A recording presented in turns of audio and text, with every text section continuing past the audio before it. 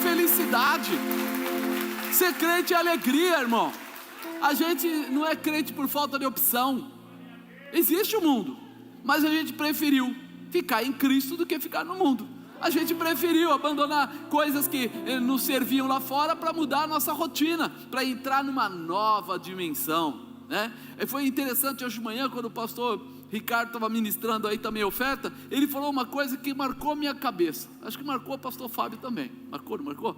A gente ficou assim, né? Ele falou assim que hoje as pessoas vêm no culto, mas vêm para receber. Ele vem no culto e ele vem esperando: o que é que Deus vai me dar hoje? O que é que Deus vai me entregar hoje? O que é que Deus trouxe para mim? Mas que quando começou lá, né, nas origens, quando começou o pessoal a conhecer a Deus e receber a Deus, eles vinham para cultuar a Deus, e não para ser cultuado por Deus.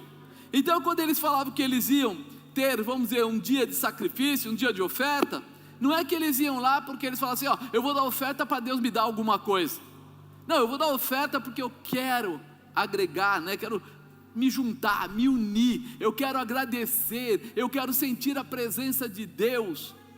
E ele até falou um negócio interessante, que quanto mais o pessoal entregava e mais manifestação acontecia, mais eles queriam entregar ao Senhor, mais eles queriam colocar. Eu estou falando agora porque já passou a hora da oferta, para ninguém pensar que eu estou querendo tirar a oferta. Eu não estou tirando oferta não, estou falando para você exatamente a expectativa que o povo tinha quando eles iam para a igreja, ou quando eles iam para o templo, ou quando eles iam para aqueles locais onde estavam estabelecidos os tabernáculos, mesmo que de lona, mesmo que ainda de forma, né, vamos falar de Ana, de Elcana, né, que ela foi lá para sacrificar, e ela chegou lá, e ela viajava para ir até onde estava o sacerdote, viajava, levava dias para chegar até lá, e quando chegava eles já levavam com eles algo para poder entregar ao Senhor, e não era por causa do valor, mas era porque eles queriam sentir a presença de Deus, queriam provocar a manifestação de Deus.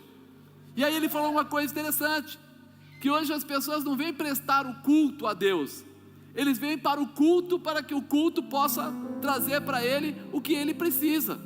Ele vem porque ele quer uma porta de emprego, ele vem porque ele quer uma cura, ele vem porque ele quer alguma coisa. E nós precisamos restaurar a visão correta. A gente vem para o culto porque nós queremos adorar ao Deus Todo-Poderoso, porque nós queremos sentir a presença dEle na nossa vida, porque nós queremos provocar, porque toda vez que Deus era provocado, acontecia uma resposta. Toda vez que o povo fazia alguma coisa para Deus, fazia talvez uma oferta, fazia um sacrifício, estabelecia um altar, alguma coisa acontecia. E quando ele falava de Elias, por exemplo, ele foi lá, colocou lá as pedras, separou as pedras, arrumou o altar, colocou a lenha, colocou o animal para ser sacrificado, e deu a oferta dele através daqueles cântaros de água que ele colocou, né? Ele colocou lá em volta 12 cântaros de água, numa época que não tinha água. Então o maior sacrifício daquela época era dar água quando não tinha chuva, há 3 anos e 6 meses. E aí ele faz o que? Ele fala: Senhor, se tu estás conosco, envia fogo do céu e consome o que nós entregamos. E o fogo desce do céu e consome aquele animal. Isso é o que nós precisamos restabelecer em nós, a gente vir cultuar a Deus e deixar que o melhor o Senhor faça. Quem faz o melhor não somos nós, é Deus. E nós às vezes pedimos coisas que nem são boas para nós, mas quando Ele envia sempre perfeitamente bom o que nós precisamos. Quando Deus se manifesta para nós, Ele sempre traz a resposta que é precisa, em tempo, em quantidade, em forma, não importa. Ele sempre traz perfeitamente a necessidade a ser suprida. Então hoje, a gente está aqui para dizer para você, que você veio para entregar o seu coração nas mãos de Deus. Você veio para sacrificar, diga eu vim, para sacrificar ao Senhor a minha vida nas mãos de Deus. Eu quero mais é ver a glória de Deus se estabelecer. Eu não estou aqui para ver se Deus vai me dar uma nova porta de emprego, se Ele vai curar ou não, porque isso Ele pode fazer de graça, né? Mas se você adorá-lo, com certeza você vai ver a manifestação da presença e do poder dele em toda a sua vida. Não um quebra-galho, uma mudança de estrutura, um renovo, um restabelecimento. Isso é muito importante. Quando a gente olha para isso, a gente fala assim: Senhor, como o Senhor é maravilhoso. O Senhor olha para a Ana e vê que ela já tinha dado a oferta, ela já tinha feito lá o que o marido dela, o Elcana, tinha falado, e nada tinha acontecido ainda. E aí, depois que todo mundo já comeu, foi descansar, ela volta lá para ir perto de onde estava o sacerdote, para chorar, só para sacrificar o seu coração na presença de Deus. E o sacerdote vem falar com ela e chama ela de embriagada, de bêbada. Falou: isso é hora de você estar bêbada? Não é possível. Aí ela falou: não, meu senhor, eu não estou bêbada. É angústia, é tristeza. E conta para ele que estava com desejo de ter filhos e não conseguia ter filhos. E ele diz o que para ela? No tempo das mulheres, você vai ter esse filho. E aí nasce quem? Quem que nasceu de Ana? Samuel. E Samuel foi o único na Bíblia, diga único, que foi o que? Juiz, sacerdote e profeta. O único, um filho fora do tempo, mas retirado através do choro aos pés do Senhor. Ela sacrificou a Deus ali, o choro dela, e o Senhor respondeu a ela com o melhor que poderia se ter. Então pensa nisso hoje. Você está aqui para sacrificar ao Senhor, para entregar o seu coração na mão de Deus, independente do que você acredite que você precisa ou não precisa. Desculpa a honestidade, Ele já sabe o que você precisa.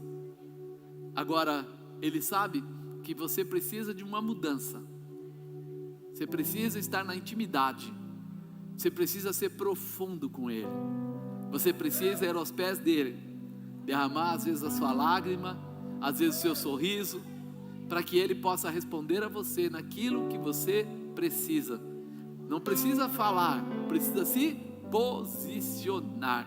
Diga: minha posição move o coração de Deus. E nós estamos aí numa série falando sobre coragem. Tem que ter coragem, né, irmão? Tem que ter coragem. Para ter mudança, tem que ter coragem. A gente vê que o pessoal, até nas coisas do mundo, quando alguém vai fazer alguma coisa de errado, fala: nossa, esse cara é corajoso. Mas quando a gente fala para as pessoas aceitarem Jesus, você já reparou quanto tempo demora para vir à frente uma pessoa que vai aceitar Jesus? Ele fica, ele pensa, ele avalia. Às vezes ele fala assim: não estou preparado. Porque ele precisa ter o quê? Coragem. Para quê? Para mudar a sua estrutura, para negar a sua carne e estabelecer o Espírito de Deus na vida dele.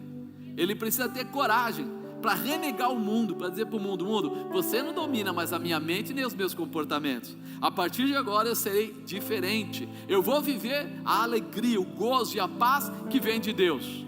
Muita gente vai chamar ele do quê? De louco, de atrapalhado, perdeu a visão, né? E etc. Então ele precisa estar depositando a coragem dele no Senhor para receber o retorno. E aí, o tema de hoje que nós colocamos aqui é coragem para se levantar.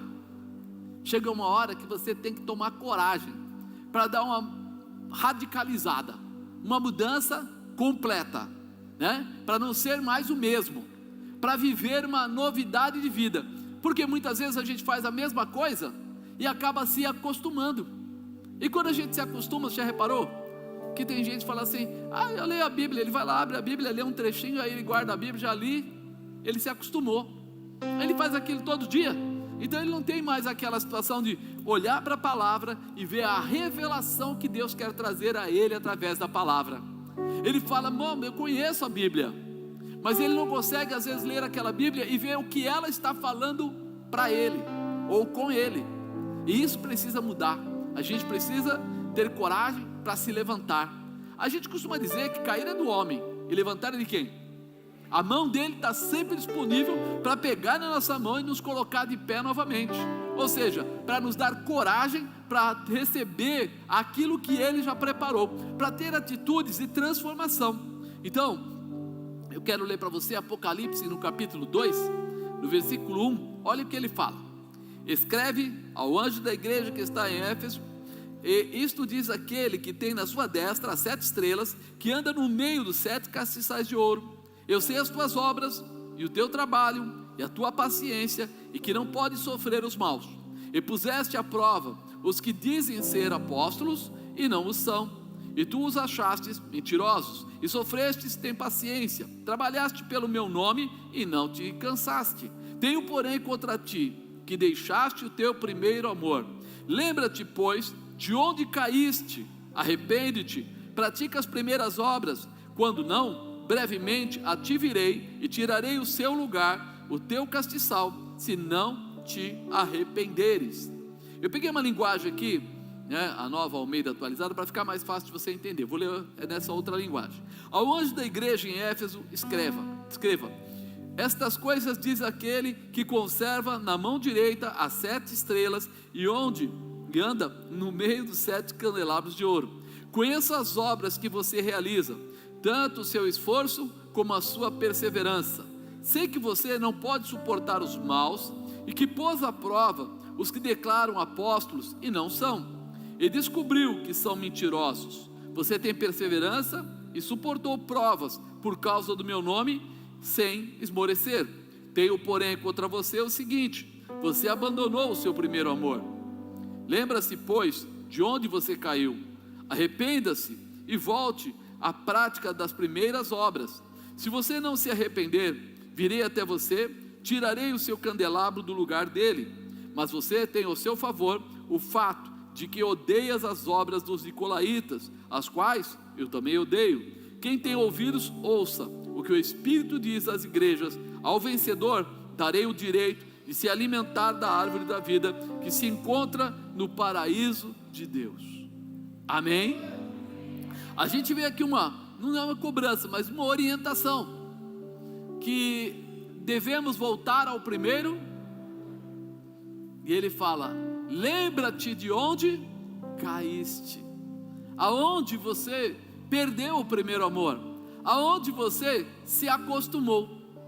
Eu costumo dizer que quando você começa a conhecer uma moça, um rapaz, o coração bate mais rápido, aquela coisa toda, e você nunca quer aparecer na frente daquela pessoa simplesmente do mesmo jeito. Você procura se melhorar, você põe uma roupa boa, você põe um perfume, você faz alguma coisa para aparecer ali de uma forma melhor. Se é o dia que você comemora alguma coisa, você leva uma lembrancinha, por pior que seja, por menor que seja, mas você demonstra carinho, respeito, consideração, alguma coisa você faz. Mas quando você namora, noiva e casa, muitas vezes você começa a se acostumar, e depois daquilo, a mulher já muitas vezes não se prepara para receber o marido em casa, e o marido também quer às vezes chegar à noite cansado, e ele também não quer tomar o banho, porque está cansado. Ele fala: depois eu tomo, e acaba dormindo sem tomar banho. Você acredita que quando ele namorava, ele faria isso? Mas aí, ele acostumou, e quando ele se acostumou, ele acabou se acomodando, e quando ele ou ela se acomodam, os dois já não dão tudo que eles podem dar, e vão ficando cada vez pior, cada vez mais frio, cada vez mais achando que é comum. E aí eles dizem assim: mas é normal, o casamento é assim, ao longo do tempo se esfria, ao longo do tempo a gente fica velho, ao longo do tempo o carinho diminui, o sexo diminui, etc.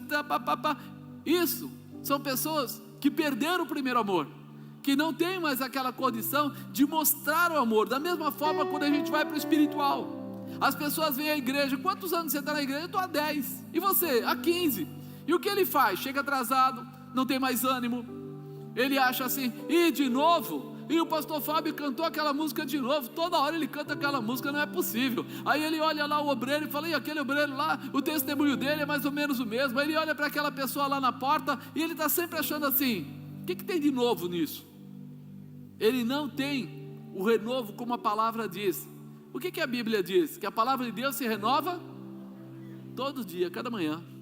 Então peraí, se ela se renova cada manhã, eu deveria estar animado todas as manhãs, eu deveria sentir prazer, eu deveria de acordar de manhã e procurar ser aquele que zela pelo outro.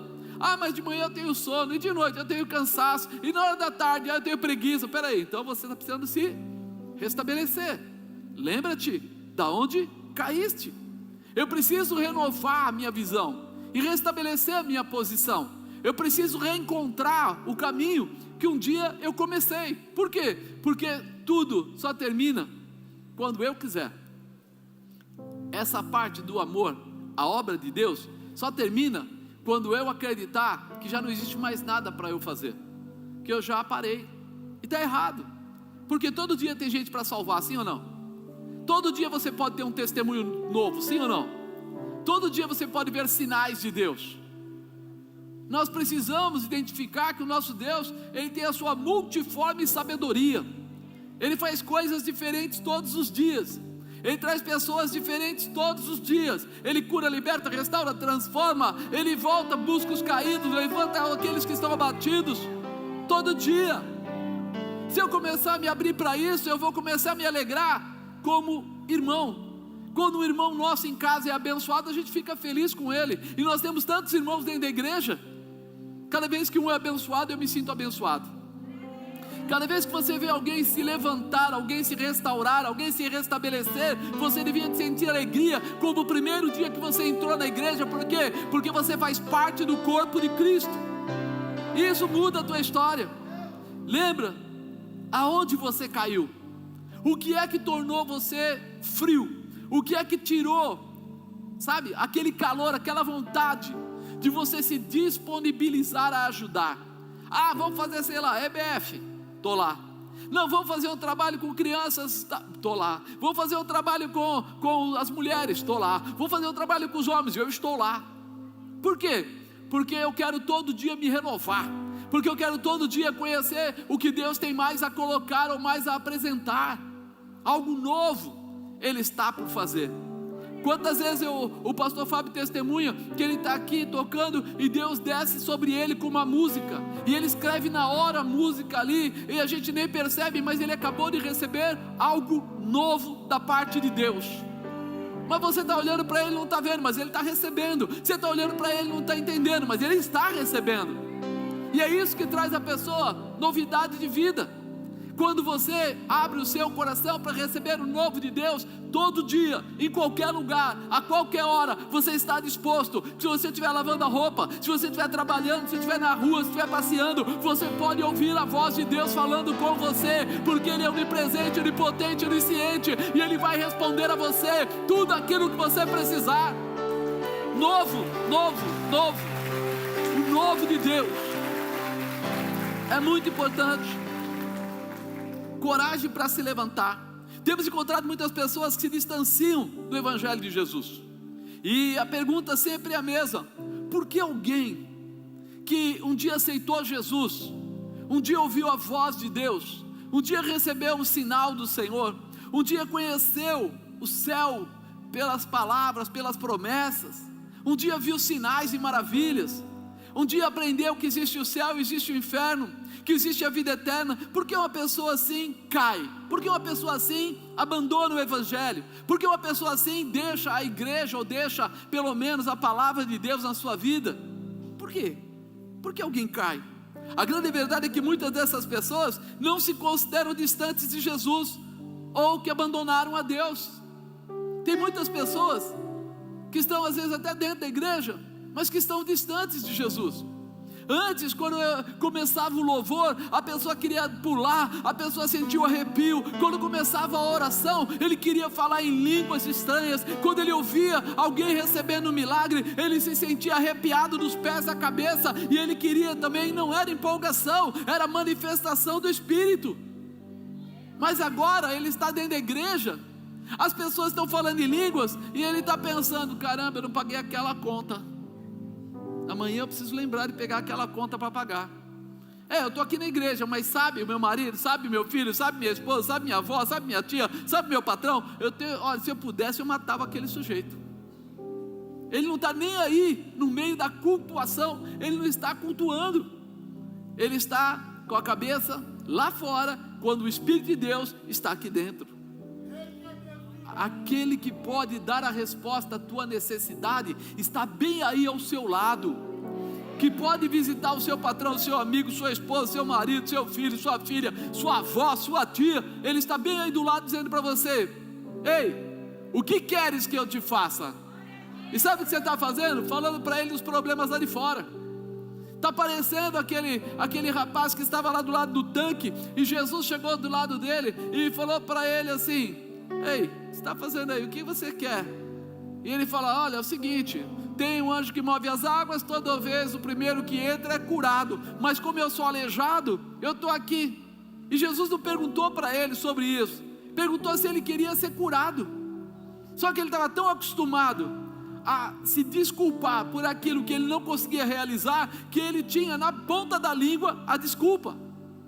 Nós estamos assim, irmãos, muitas vezes estamos dentro da igreja, mas com a desculpa pronta para dizer que eu não estou feliz. Por que é que Deus fez isso? Por que é que Deus permitiu aquilo? Por que é que Deus... E ele está do seu lado perguntando: ei, o que queres que eu te faça? Qual é a mudança que você quer? O que está faltando para você? Ao invés de você entrar na dimensão do sobrenatural e atingir a Deus, você fica na terra querendo apontar para Ele as coisas terrenas como resposta da negativa. Ninguém me coloca dentro do tanque, por isso eu não posso ser curado. O Senhor da cura estava do lado dele, o Senhor do poder, da autoridade estava do lado dele, mas ele olhava para Jesus e não enxergava Jesus, porque não tinha visão espiritual. Tem gente dentro da igreja que está assim, amado. Ele está do lado de Jesus, o Espírito Santo está operando, e ele está dizendo: poxa vida, comigo não acontece nada, porque ele está falando o que não é necessário, e está deixando de viver o que é poder, o que é autoridade. Então esse é o momento de você mudar. A grande verdade é que muitas dessas pessoas não se consideram distantes de Jesus, ou que abandonaram a Deus, e eles acreditam que pela graça são salvos, né? Pela graça, como diz a Bíblia, e que uma vez salvo, sempre salvo, se esquecendo que a salvação traz transformação. Diga: salvação traz transformação. Ou seja, se ele realmente foi salvo, ele é transformado. Ele não é mais o mesmo, ele não vai mais desejar viver as coisas do mundo. Por isso que há uma diferença. As pessoas vêm para a igreja, recebem, levantam a mão e dizem: eu quero Jesus, e Jesus dá a eles a salvação gratuitamente, mas eles precisam trazer de fora para dentro. Eles precisam pegar a salvação que Jesus deu e assumir a salvação para a vida deles, passar a ter isso como parte integrante da sua vida. Não é mais do mesmo jeito. Esta transformação te levará a viver o comportamento da santificação. Quando você receber a salvação, quando você receber a presença de Cristo em você, automaticamente você vai desejar buscar a santificação, porque você sabe, peraí, Jesus pode estar em todos os lugares, Ele é onipresente, onipotente, onisciente, mas a Bíblia diz que o pecado traz ou faz separação entre o homem e Deus. Se o pecado faz separação entre o homem e Deus, o que eu preciso me abster, o que eu preciso jogar fora é o quê? O pecado. E o pecado só vai ser jogado fora quando eu buscar a santificação. E aí Hebreus 12:14 fala assim: segui a paz com todos e a santificação, sem a qual ninguém verá ao Senhor. Peraí, eu quero esse Jesus que eu levantei a mão e recebi. Talvez eu recebi porque eu estava desesperado, talvez eu recebi porque era a única saída para a minha vida. Legal, ótimo, e é de graça, Ele não cobra nada, né? Pela graça é um favor imerecido, é a graça, e nós não merecíamos, mas Ele nos deu. Mas agora, para continuar com Ele, para fixar, para andar com Ele, eu preciso abrir mão do pecado. Eu preciso reconhecer que Ele é santidade, e eu preciso trazer à minha vida esta santidade, abrindo mão de tudo aquilo que não faz parte. 1 Tessalonicenses 4:7, porque não nos chamou Deus para a imundícia, mas para a santificação. Deus não chamou você para viver as imundícias, as coisas sujas do mundo, mas chamou você para viver a santificação. Alguém foi chamado por Deus aqui? Alguém recebeu a Jesus Cristo?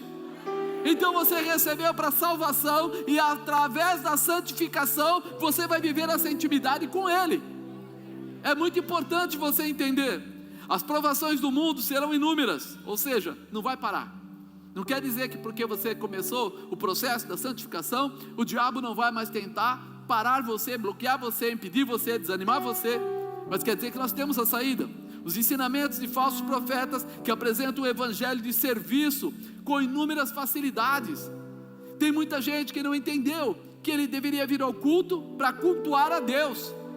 Ele vem para o culto para muitas vezes buscar algo que ele precisa simplesmente. Não é que não possa ter, deve ter. Ele sabe que Deus ama ele de uma forma tão especial que vai responder a ele. Mas a base deste encontro é adorar a Deus, colocá-lo em primeiro lugar, amar a Deus sobre todas as coisas. Primeira parte. Então eu preciso mudar. Peraí, os falsos profetas começam a colocar: peraí, se não aconteceu é porque Deus não te ama, é porque você não é bom, é porque você está errado, é porque isso, é porque aquilo. A verdade é outra, é que é hora de você se agarrar em Jesus, abrir mão das coisas da carne que te fazem ficar retidos na terra, para que você possa subir ao céu. Quando a gente brinca falando de um balão, a gente diz que quando você enche um balão, você pega lá o maçarico e vai encher aqueles balões grandes. É proibido hoje, não faça isso, mas você vai encher ele, né, com maçarico. Você está lançando dentro dele ar quente, está lançando dentro dele o ar quente, e o ar quente sobe, o ar frio desce. Se você procurar na física, você vai aprender isso. O ar quente sobe e o ar frio desce. Quando você está frio espiritualmente, você fica cravado na terra. Quando você está quente espiritualmente, você sobe para cima, para viver o sobrenatural de Deus. Você precisa estar pronto a entender esse mistério. Se encha da presença, do poder. As pessoas começam, quando estão frias, eles fazem algumas declarações, os falsos profetas, que para estar com Deus não precisa tantas regras ou santidade, não precisa de tudo isso não, é um exagero, né? A gente vê hoje vários pregadores de internet falando sobre essas coisas. Não, Ele te ama, Deus te ama e nunca vai abandonar você, Jesus te ama e Ele não abre mão de você. É verdade, Ele não abre mão mesmo. Mas aquele versículo que diz que o pecado faz separação entre os homens e Deus, ainda está valendo. Ainda está valendo. Ou seja, nós não podemos nos empolgar com os Silvio Santos, né, espirituais por aí, que querem simplesmente que você dê um like, você coloque lá o coraçãozinho, que você seja mais um a acompanhá-lo. Por quê? Porque você precisa acompanhar a Jesus Cristo. Você precisa estar ligado no céu. Você precisa dar o like seu, sua vidinha, seu amor, seu gostar com Jesus Cristo. Ele é o caminho, a verdade e a vida. Sem Ele você não chega na presença do Pai. Então isso é muito importante para a sua vida, né? Acaba por gerar cristãos frágeis, mais ligados à satisfação pessoal do que ao conhecimento do verdadeiro evangelho que leva para o céu. Quantos cristãos nós temos hoje? Milhões. Quantos cristãos estão cuidando dos seus filhos, da sua família, para que eles não caiam nos caminhos de Satanás? Você pode ver que hoje a televisão, hoje alguns políticos, hoje um grupo de pessoas aí luta para trazer a ideologia de gênero para tocar nas nossas crianças. Sabe para quê? Porque eles sabem que se eles conseguirem ensinar uma criança a se associar a esse comportamento, ele não vai ter dificuldade de mudar a concepção dele ao longo do ano, ao longo dos anos. A criança que tem 3, 4 anos começa a aceitar que ele tem 2 pais ou tem 2 mães. Quando ele tiver 10, 12, ele vai aceitar que ele pode ser junto com outro pai, junto com outra mãe. Isso é um trabalho de marketing, é um trabalho para levar as pessoas a esse comportamento, entende? A senhora é contra esse, contra aquele? Não, eu estou te contando a verdade, essa é a verdade, só isso. Você precisa aprender que o seu filho está sendo bombardeado diariamente. Muitas vezes os pais, eles acham que são donos dos filhos, e eles não são donos do filho, ele é zelador do filho. Você já viu um zelador de prédio? Risca a parede na frente dele, o que acontece com você? Você já vai tomar uma multa na cabeça, que é para poder pintar aquilo lá e colocar de volta em ordem. Deus nos deu a paternidade, a maternidade, para que a gente fosse zeladores, para ensinar eles no caminho que eles devem andar. Se a Bíblia diz lá desde Gênesis criou Deus o homem e a mulher, macho e fêmea os criou, e foi tudo aquilo que você sabe. Por que as pessoas estão lutando para tentar mudar essa situação? Para poder satisfazer condições financeiras, sociais, satisfação sexual e etc. Então nós precisamos estar cuidando dos nossos filhos. Nós precisamos tomar cuidado, porque eu não posso me tornar um cristão frágil. Sabe por quê? Porque, por exemplo, houve aqui a EBF. Muitos pais não trouxeram os filhos da EBF. Muitos amigos e amigas, tios e primos não trouxeram as crianças na EBF. Mas se houvesse um trabalho desse outro grupo, eles iam ver muita gente levando para lá. Ah não, apóstolo, isso não acontece. Eu falo de mim, não de vocês. Quando eu era jovem, senhora dona Bispa, a gente era jovem, a gente tinha o Henrique e o Fernando pequenos. Nós comprávamos a fantasia de carnaval para eles, nós levávamos eles todas as matinês na época do carnaval, acompanhávamos, ficávamos lá, dávamos para eles todo aquele negócio que faz barulho, o confete, a serpentina, nós estávamos lá totalmente à disposição. Por quê? Porque o mundo fazia assim, nós fazíamos também para ser comparados ao mundo. Agora eu sou cristão, qual é a minha parte? Eu vou fazer o que os cristãos devem fazer. Então eu vou estar na EBF, meu filho vai estar na escolinha, eu vou ensiná-lo em casa, eu vou ler Bíblia com ele, eu vou orar com ele, eu vou mostrar que quando ele orar o Senhor vai responder a ele. Por quê? Porque ele vai aprender de pequeno e depois ele não se desviará quando ele crescer. Quem é o zelador? É você. Mas quando nós olhamos aqui, acabamos vendo as pessoas recebendo orientações erradas, sendo criados cristãos frágeis, frágeis, mais ligados à satisfação pessoal do que ao conhecimento verdadeiro do Evangelho que leva ao céu. Nós estamos vendo aí grupos políticos tentando destruir a família, e outros grupos políticos tentando defender a família, e tem um monte de crente defendendo esses grupos políticos que estão tentando arrebentar a família. São crentes verdadeiros? Não são crentes verdadeiros, são crentes meia boca, fragilizados. Por quê? Porque a família é a base da igreja. Quando destruírem a família, destruíram a igreja. Não existe mais a igreja. Fizeram um trabalho há pouco tempo, mostrando alguns países, Holanda, Inglaterra, Estados Unidos e outros países aí, está até na internet, mostrando assim, a partir de um dia que eles começaram a colocar os gays na igreja, os LGBTs aceitarem na igreja, a igreja anglicana e outros aceitarem, eles pensaram, nós temos que aceitá-los, acolhê-los, para que eles possam se converter. Eles não se converteram, e a quantidade de membros da igreja caiu. Em alguns lugares caiu 15%, em outros 30%, em alguns lugares caiu 70% as pessoas dentro da igreja. Adiantou se associar? Não. Perdeu-se a visão, perdeu-se o projeto, perdeu-se a intimidade com Deus. Por quê? Porque uma coisa é você abençoar. Jesus disse isso. Ele disse o quê? Que ele amava o pecador, mas abominava o... Nós temos que amar o pecador, mas as regras de Bíblia têm que ser mantidas para aquele que é cristão. A família tem que ser o mais importante, para que você entenda que o teu futuro é o futuro do teu filho, é o futuro do teu neto, é o futuro da criança do vizinho, é o futuro da criança do outro lado, é o futuro da igreja de Cristo na terra. Então nós precisamos tomar cuidado. Tem muita gente perdida politicamente, sabe por quê? Porque são frágeis, porque são manipulados com um tapinha nas costas e às vezes uma cesta básica. Para com isso. Jesus é capaz de te abençoar no que você precisa. Ele te dá prosperidade, te dá realização, te dá condição, te dá crescimento. Se segura nele.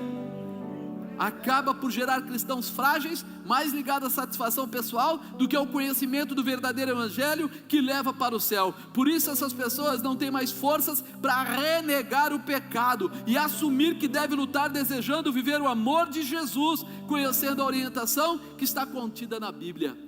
Você tem que estar pronto para lutar, para renegar o pecado, para viver o amor de Cristo. Nós não somos contra pessoas, a nossa guerra não é contra a carne, não é contra o sangue, mas é contra os principados e potestades que atuam nas regiões celestiais. Preciso estar pronto para isso, preciso reconhecer isso, preciso aceitar isso. Esta palavra é clara em dizer que a igreja de Éfeso tinha muitos pontos bons, mas que acabou se esfriando e por isso cedendo aos ensinamentos do mundo. Ele não fala assim, vocês são todos errados, de jeito nenhum. Ele fala, vocês foram bons, vocês renegaram os apóstolos que não eram apóstolos, que não pregavam o evangelho corretamente, vocês abriram mão de uma porção de coisa, até os nicolaítas.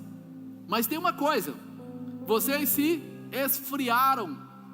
Sabe o que eles se esfriaram? Pararam de lutar, desacreditaram, não assumiram. É algo que precisa estar em nós. Nós precisamos acreditar que o Senhor verdadeiramente nos dá direção, nos dá força, nos dá graça e leva o povo ao conhecimento pleno da palavra dele. Salvação, vida eterna.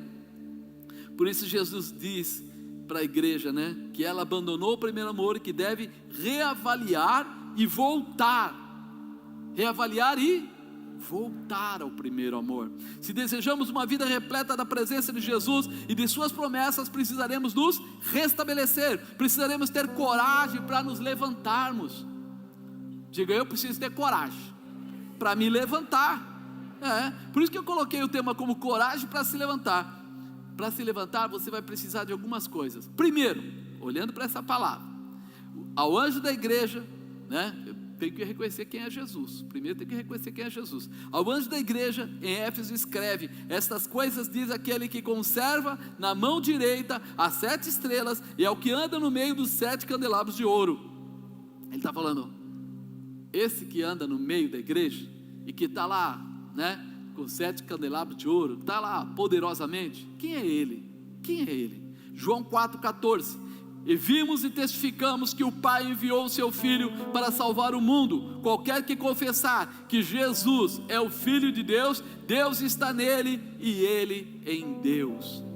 Eu tenho que confessar, eu tenho que entender, confessar que Jesus é o Filho de Deus, Deus está nele. Quando eu confesso Jesus, pela graça eu sou salvo, sim. Mas para que isso aconteça, eu preciso reconhecer quem é Jesus. Eu reconheço que eu sou um pecador e que Jesus Cristo é o Filho de Deus, que veio a essa terra em carne, em sangue, para pagar o preço do meu pecado.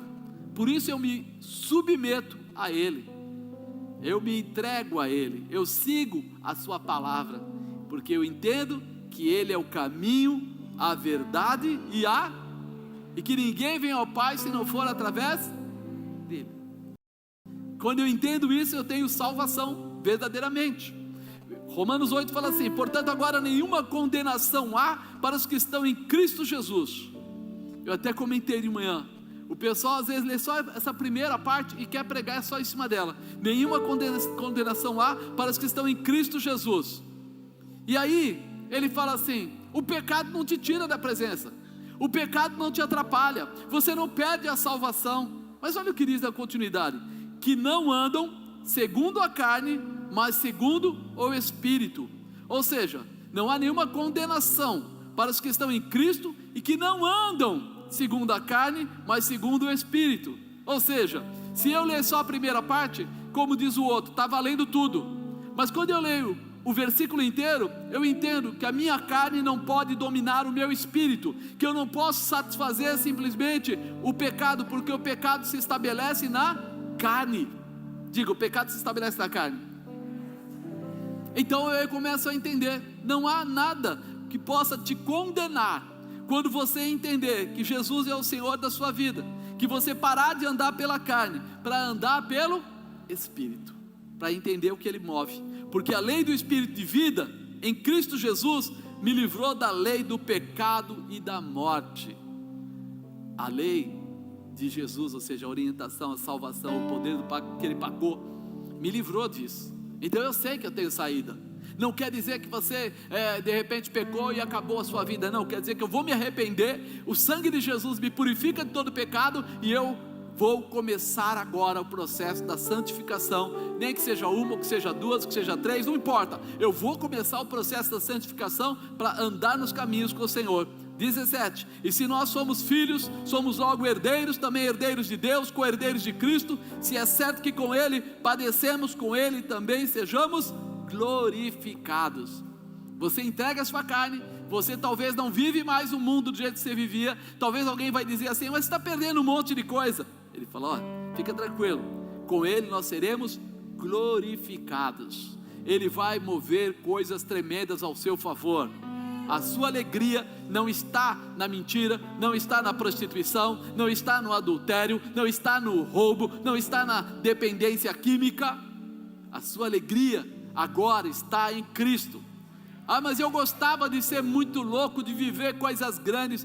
Ele fala o quê? Para não se embriagar do vinho, mas se embriagar do Espírito Santo. Ou seja, a manifestação do Espírito vai te levar a coisas maiores. Imagina Paulo falando que ele foi ao terceiro céu. Você imaginou que alguém falar assim, olha, eu comecei a achar que estava vendo Jesus. Ele fala, eu fui ao terceiro céu, eu entrei na presença do Senhor. E ele não tinha nem cheirado pó, nem fumado maconha, nem tomado nada. Ele estava só em oração. Você quer ver as coisas grandes, o poder, as maravilhas, as realizações? Apenas entre em processos de oração. Chame a presença de Deus, se encha do Espírito Santo, e você vai ver coisas como você nunca viu. Já viu crente que de repente tem revelação?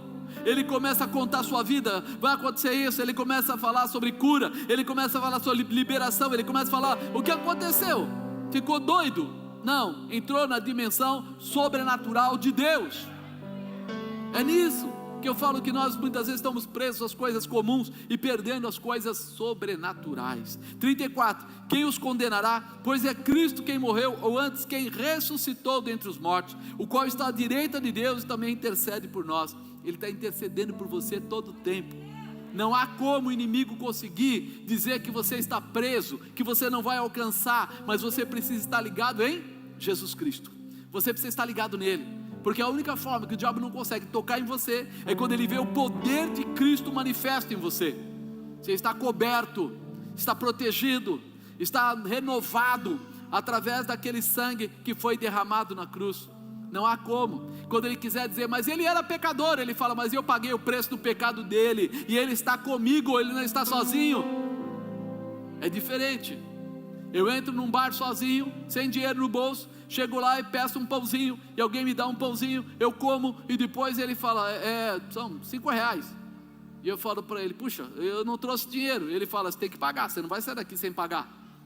Agora eu vou na padaria do meu irmão Gil, chego lá, entro lá, falo assim, me dá um pãozinho. Aí de repente vem o pãozinho, daqui a pouco vem uma canequinha com leite, daqui a pouco vem lá um pãozinho de queijo. Eu falo, não, para. Ele fala, não, você tem parte com o dono da padaria, ele é amigo seu, ele mandou colocar, mas quanto é isso? Ele fala, nada, eu estou colocando isso na sua vida, para que você saiba que Deus está cuidando de você.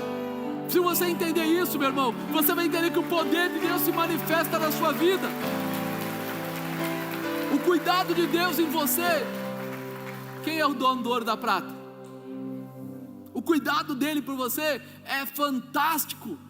E você de repente está tentando viver nas migalhas, porque você está andando sozinho. Não ande mais sozinho, ande com aquele que tem parte com Deus, porque ele vai te levar mais próximo do Senhor, ele vai te levar mais perto de Deus. Eu falo que toda vez que tem algum trabalho na igreja, o final é a gente senta numa mesa lá dentro, e a gente conversa, e a gente se compartilha, e a gente ri junto, e a gente testemunha junto. Os pastores começam a conversar e a trocar informação, e quando a gente sai de lá, a gente sai renovado. Parece que todo o cansaço do evento vai embora e vem uma alegria. Que alegria? A presença de Deus se manifestando, o poder de Deus através dos testemunhos de tudo que Ele já fez. Nós precisamos andar com pessoas que tenham o que agregar na nossa vida, que quando eles chegarem, você vai dizer, eu sinto a presença de Deus quando Ele chega. Eu sinto que quando Ele fala, a palavra que Ele fala é em Pepasnerase Cantarabai, Te Calabacebe Acai. Amados, nós fizemos trabalhos em rádio, pastor Fábio, pastor Marcelo, a gente fazia juntos aí os trabalhos de rádio. A gente não enxergava as pessoas, mas de repente Deus mandava falar alguma coisa para alguém, E poucos minutos depois a pessoa estava ligando e dizendo: sou eu, foi comigo que você falou, a cura aconteceu. No dia seguinte, olha, aconteceu isso, aconteceu aquilo. As pessoas dizendo: olha, põe aí, né? O pastor Fábio lembra disso, põe aí o pão em cima do rádio. Uma mulher pegou o fone de ouvido do rádio e colocou dentro do pãozinho, o pastor Fábio orou, e a pessoa lá teve a multiplicação e a cura. Aí você fala: que loucura é essa? A gente nem sabia quem eram as pessoas. A mulher falando, Deus falou assim: tem uma mulher que ela foi no médico, já deu como perdido o bebê, não tem mais, mas o Espírito de Deus está mandando dizer para você agora: recebe o renovo e tal. A mulher ficou lá ouvindo, a gente nem sabe quem era. Um dia vou eu lá na Portuguesa, numa vigília, eu, pastor Marcelo, pastor Fábio, pessoal, chegamos lá, uma mulher vem com um bebezinho e quase joga em cima de mim e diz: é seu. Eu falei: meu? Né? Ela era bem morena. Eu falei: eita, o que aconteceu aqui, né? E ela falou assim: o senhor não se lembra? Eu falei: do que? É uma mulher que estava na rádio, o senhor falou e tal, o médico já tinha me mandado fazer a curetagem. Ao invés de fazer a curetagem, eu voltei para casa para chorar um pouco, para depois fazer. Bem na hora o senhor entra na rádio e diz assim, que aquela Narabahai, que aquilo não era morte, mas aquilo era vida, que colocasse a mão que ia voltar, e voltou. E está aqui, olha, segura a criança, ele não tem sequela nenhuma, está aqui perfeita, para o senhor saber que Deus é Deus na terra. Irmão, eu quase caí de joelho, porque eu não sabia quem era, não sabia o que era, não sabia por que era. E o milagre não é nosso, o milagre é de Deus, Ele é o Senhor. Quando você ouve isso, você fala assim: o que mais Ele pode fazer? Pergunta para alguém perto de você: o que mais Ele pode fazer? Ele pode usar quem Ele quiser, onde Ele quiser, como Ele quiser. E nós muitas vezes estamos presos. Por isso que Jesus fala aqui, né? Se nós somos filhos, logo somos herdeiros, co-herdeiros em Cristo, né? Quem vai condenar? Pois é Cristo quem morreu antes, quem ressuscitou dentre os mortos. Ele está pronto para fazer milagres pela tua vida. Ele está pronto para interceder por você. Às vezes a pessoa fala assim: mas a pessoa era ouvinte de vocês? Não sei. A pessoa estava lá e ouviu, eu não sei, mas ela recebeu. Então Deus se preocupou mais com ela do que conosco, porque nós fazíamos aquilo todo dia, procurando: Senhor, o que o Senhor vai falar hoje? Mas as pessoas do outro lado estavam do lado, como se dizendo: Jesus, eu preciso do socorro. E aí Deus falava: vocês vão falar isso. E a gente falava o que Ele mandava, e o que Ele mandava mudava a vida de pessoas. E é isso que você precisa entender. Deus está ouvindo a sua voz. Jesus quer você pertinho dEle, porque você é herdeiro em Deus, co-herdeiro em Cristo. Quem aceitou a Jesus aqui? Você é co-herdeiro em Cristo. Ele pagou o preço do seu pecado para que você tenha o direito da vida eterna e todo o cuidado nessa terra. Por um caminho eles virão, por 7 caminhos eles fugirão de você. Deus vai te dar respostas de realização, né? Quem nos separará do amor de Cristo? A tribulação, a angústia, a perseguição, a fome, a nudez, o perigo, a espada. Como está escrito: por amor de ti somos entregues à morte todo dia, fomos reputados como ovelhas ao matadouro, mas em todas essas coisas somos mais que vencedores por aquele que nos amou. Quem foi que te amou? E Deus amou o mundo de tal maneira que enviou seu Filho unigênito, para que todo aquele que nele crê não pereça, mas tenha a vida. Você foi amado de uma forma especial. Não há nada. Você é reputado à morte, ou seja, Satanás tenta acabar com você, mas você está junto com Jesus, porque você anda com Ele. Então alguém intercede por você e te protege. Você é mais que vencedor. Se você entender isso, você vai falar: eu nunca mais vou soltar a mão de Jesus, eu vou andar grudado nele, eu vou realmente babar no colo dele, eu vou andar, sabe, eu não solto mais de jeito nenhum. Por quê? Porque Ele está à sua disposição e quer andar com você em intimidade. Depende de quem então? De quem que depende? De Jesus? Você. Ele já fez a parte dele, Deus já fez a parte dele. Agora é a vez de quem? Fala: é minha, é comigo mesmo. Eu preciso entender isso. A escolha agora é minha, né? nada vai atrapalhar nem a morte, nem a vida, nem os anjos, nem os principados, nem a potestade, nem o presente, nem o porvir, nem a altura, nem a profundidade, nem qualquer outra criatura, nada tem direito a atrapalhar a tua intimidade com Deus e a tua vitória através de Deus. Coragem para se levantar. Eu preciso ter coragem para pegar essa palavra e para viver essa palavra. Eu não quero mais só ouvi-la, eu quero que ela passe a fazer parte da minha vida. Eu quero. Segundo, ser reconhecido por Jesus. Olha que coisa linda. Conheço as obras que você realiza, tanto o seu esforço como a sua perseverança. Sei que você não pode suportar os maus e que pôs à prova os que se declaram apóstolos e não são, e descobriu que são mentirosos. Você tem perseverança e suportou provas por causa do meu nome sem esmorecer. Você está lá e talvez o pessoal fale assim, mas eu não sei se ele vai aguentar. Você vai perseverar, você vai continuar, você vai acreditar. E Deus está olhando, Jesus está olhando para você. Ele tanto sabe quem é você, que Ele está falando aqui, conheço as tuas obras. Tudo que nós fazemos, Ele conhece, Ele sabe o que você faz. Olha o que diz aqui em Provérbios 15:3. Os olhos do Senhor estão em todo, o quê? Todo lugar. Mas continua, contemplando os maus e os bons. Ele está contemplando os maus, aqueles que estão fraquejando ou não fazendo, ou fazendo de propósito para o mal, mas Ele também está olhando para os bons. Tem bom aí? Tem alguém bom? Ele está olhando para você. Às vezes a nossa carne nos trai, às vezes nós temos momentos de aflição que a gente não consegue controlar, às vezes nós somos fracos e a gente tem dificuldade. Mesmo assim, Ele não olha para você como um perdido, Ele olha para você estendendo a mão para você, e Ele diz para você, cair é do homem e levantar é de... Segura aí, querido, vamos subir de novo, vamos começar de novo, vamos lutar de novo, vamos buscar de novo. Por quê? Porque Ele sabe que você não é mau, você é bom. Você teve uma dificuldade e você pode retornar. Jesus conhece tudo o que realizamos e também como realizamos. Qual é o nosso objetivo? Jesus reconhecia os que o buscavam. Então pensa um pouco, Jesus andando, Ele está andando, e aí está aquela multidão, e de repente Ele passa junto com os 12 dele, e Ele fala assim, alguém tocou em mim. E o pessoal fala para Ele, Senhor Jesus, todo mundo tocou no Senhor. Ele fala assim, não, alguém tocou em mim de forma diferente, porque de mim saiu virtude. Ele no meio de uma multidão, todo mundo esbarrando nele, um esbarra aqui, outro esbarra lá, e ele tudo bem, mas quando alguém diferente tocou nele, ele diz, opa, parou, para tudo agora. Alguém tocou em mim, mas tocou de uma forma diferente. Você percebe que Ele conhece cada um de nós, e Ele reconhece você naquilo que você está fazendo, se é bom, se é mal, se você tem uma necessidade, qual é a sua dificuldade.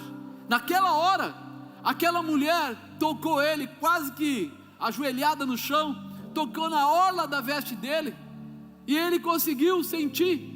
Não tocou pegando a mão dele, segurando a mão dele, não agarrou na orelha dele, não abraçou o pescoço dele, tocou na orla da veste, ou seja, é um toque mínimo, mas ele falou, alguém tocou em mim, porque de mim saiu virtude. E aí ele vai e diz para a mulher o quê? A tua fé Ele falou, você veio de forma diferente, e eu reconheço as pessoas que vêm de forma diferente. Será que você está indo buscar Jesus de que maneira? Igual, como se fosse mais uma coisa, mais um filminho, mais uma historinha? Ou quando você vai buscar Jesus, você vai para tocar na orla da veste dele, você vai na humildade, mas na direção, no propósito, no objetivo, sabendo que Ele tem milagres para você, porque Ele vai reconhecer você. Outro caso, quer outro caso? Aleluia, glória a Deus.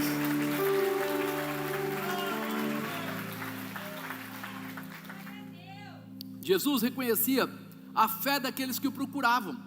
Eu acho que você lembra, eu vou até ler aqui Mateus 8, versículo 7, Jesus lhe disse: eu irei e lhe darei saúde. E o centurião respondendo disse: Senhor, não sou digno que entres debaixo do meu telhado, mas diz somente uma palavra e o meu criado sarará. Pois também eu sou um homem sob autoridade, tenho soldados às minhas ordens. Digo a este vai, ele vai, digo a outro vem, ele vem, e ao meu criado faz isto e ele faz.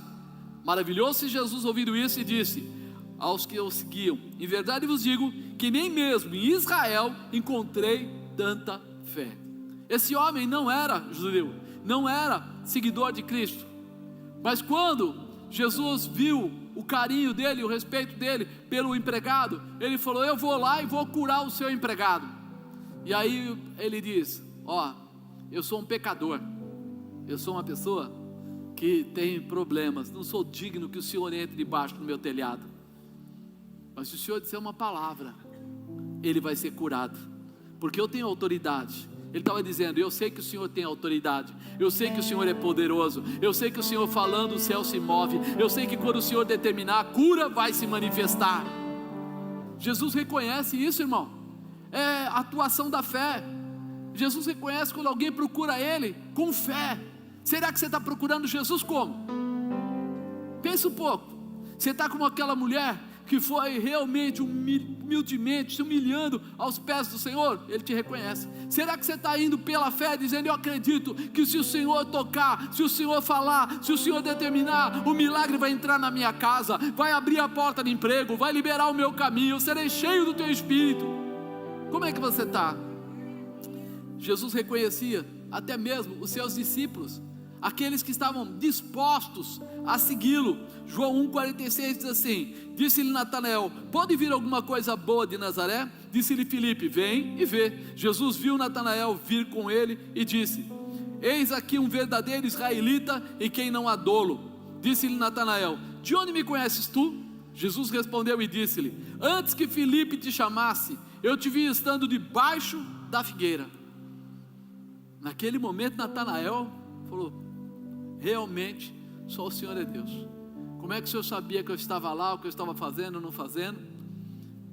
O Senhor reconhece se você tem fé, se você se humilha, se você quer ser um discípulo verdadeiro dele, se você quer andar atrás dele. Ei, não importa se você está em dúvida, não importa se você está com medo. O que Natanael acabou de falar? Poderia vir alguma coisa boa de Nazaré? Ele estava praticamente desdenhando de Jesus. Filipe falou para ele: vem e vê. Só olhar, você vai ver. Você vai ver que ele é. Quando ele chega, Jesus já fala com ele: não encontro dolo, não encontro nada de errado na sua vida, você é alguém correto. E daí revela onde ele estava. Amado, se a gente começar a entender e se abrir, eu tenho certeza que você vai descobrir: ser reconhecido por Jesus é importante e já faz parte da sua vida. Ele tem coisas tremendas. Mas por que Jesus consegue reconhecer assim? Sabe por quê? Porque a palavra de Deus diz que Deus, Jesus e o Espírito Santo, eles são onipresentes, onipotente e onisciente. Ou seja, eles estão em todos os lugares, eles podem todas as coisas e sabem todas as coisas. Então nós precisamos entender que nós não precisamos tentar convencer a Jesus Cristo. Nós precisamos nos apresentar a Jesus Cristo, porque Ele já conhece a sua vida, Ele já conhece a sua necessidade, Ele já sabe as suas dores e seus problemas, né? Apóstolo, se Ele sabe por que Ele não me curou, vai na Bíblia, olha para Paulo.